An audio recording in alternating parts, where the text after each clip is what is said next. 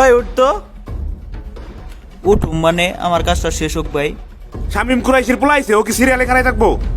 ভাই একটু বসেন, কাজটা শেষ করি, তারপর আপনাকে দিতেছি। ওই তোর দোকান করার ইচ্ছা নাই, দোকান কিন্তু বন্ধ করে দিম।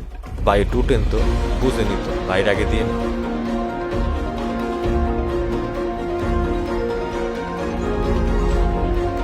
ওই দুইটা পেন্সিল লয়ে আয় তো। সামিউল তো একটা বাইক কিনলো, তুই কিনোস না কে?